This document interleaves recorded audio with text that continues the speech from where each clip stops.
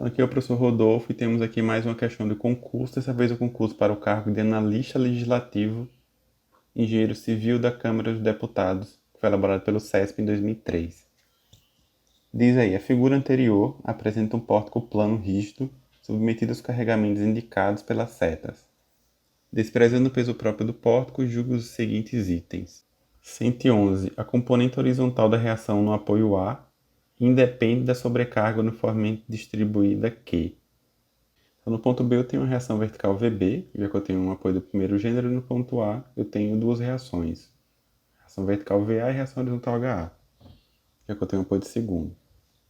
Do somatório de forças horizontais igual a zero, eu tenho aí HA menos P igual a zero, que implica que o HA é igual a P. Então, o item 111, a componente horizontal da reação no apoio A independe da sobrecarga de forma distribuída Q, é verdadeiro, só depende do P.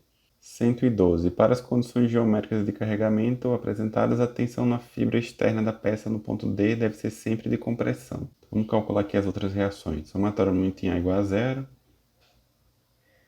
eu tenho aí VB vezes 2A, menos P vezes A, menos Q vezes 2A.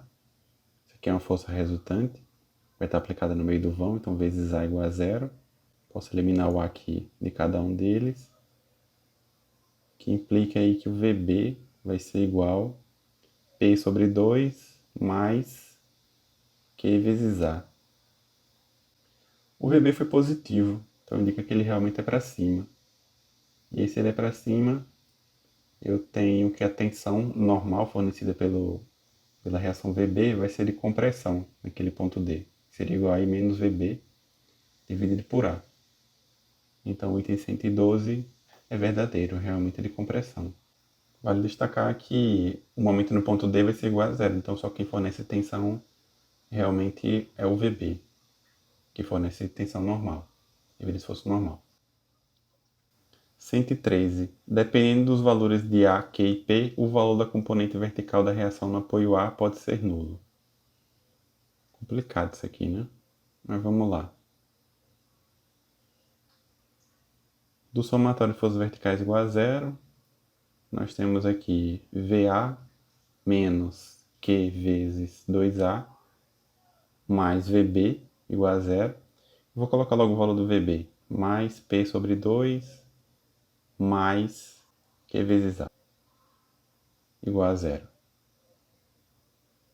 Então daí eu tenho VA vai ser igual a QA menos P sobre 2. Então, dependendo dos valores de A, Q e P, o valor da componente pode ser nulo? Pode, né? Basta que eu tenha ali QA menos P sobre 2 igual a zero. Uma condição genérica aí, por exemplo, Q vezes A é igual a P sobre 2.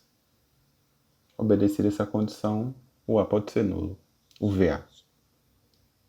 Então, isso é verdadeiro.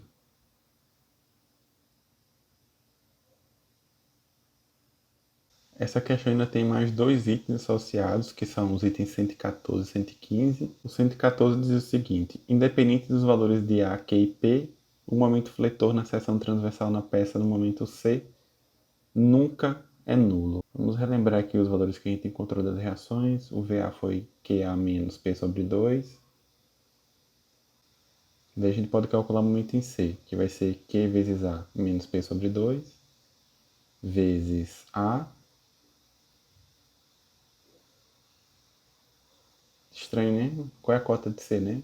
C está no meio, né? Fica a pergunta aí, né? Mas vamos considerar que sim. Eu tenho ainda o pedacinho da carga distribuída, menos Q vezes A, vezes A sobre 2. Então o momento em C vai ser igual a Q vezes A ao quadrado, menos P vezes A dividido por 2, e menos QA ao quadrado dividido por 2.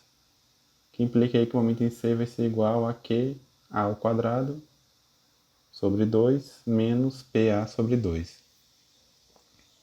114. Independente dos valores de A, Q e P, o momento fletor na seção transversal na peça no ponto C nunca é nulo. É falso, né? É estranho, mas a gente pode pensar, por exemplo, já que ele disse que independe dos valores de A, Q e P, ele não disse que o A era não nulo. É estranho, mas o A poderia ser igual a zero. Aí nessa condição eu diria que é falso. Ou poderia pensar que o Q e o P também pode ser igual a zero, né? Então é falso de qualquer jeito. Em relação a 115, é dito aí, independente dos valores de A, Q e P, a força cortante na seção transversal da peça no ponto D deve ser sempre nula. É verdadeiro, porque nesse ponto, se a gente analisar por baixo, por exemplo, não tem nenhuma força para dar cortante no ponto, então de fato o cortante é nulo. Beleza, né? Valendo R$ 20.000. Qual é a resposta certa?